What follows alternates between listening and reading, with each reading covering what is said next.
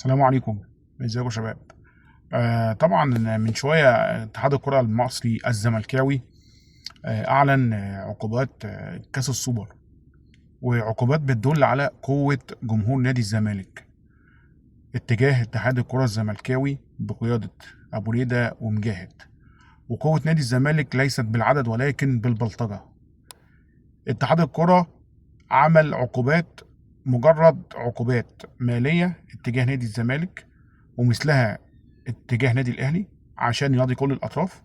طبعا هو ما يقدرش يجي عند نادي الزمالك، جنب نادي الزمالك وجمهوره، فهو عمل ايه؟ ادى عقوبات 100,000 جنيه لجمهور نادي الزمالك اتجاه ان جمهور نادي بسبب السب. يعني جمهور نادي الزمالك قعد 180 دقيقة بيشتم الحكم واحمد سيد زيزو وبيشتم النادي الاهلي 180 دقيقة في ماتش البيراميدز وماتش الاهلي. بيقولوا يعني اكتر الالفاظ الخادشة بتتقال، وفي الاخر 100,000، واحنا في الاخر عارفين نادي الزمالك مش هيدفع الفلوس ديت.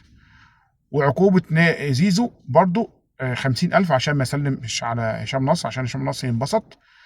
طب بيزيرا ما سلمش، خلاص نديله برضه عقوبة 50,000، وكده كده الزمالك مش هيدفع وكلها عنود.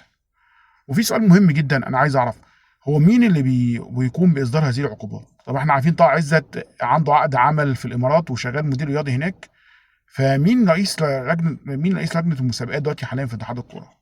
عايزين نعرف بس، والله سؤال بس. فانت الجمهور اتحاد الكرة بيقولوا جمهور الزمالك سب واشتم واعمل اللي انت عايز تعمله، وفي الاخر احنا ايه هنعاقبك ب 100,000 50,000، وكده كده مش هتدفعوا الفلوس كلها على ايه؟ على الفاتورة، يلا. وفي الاخر هتتجدول المديونية، وهي دي الكرة في مصر. سلام عليكم.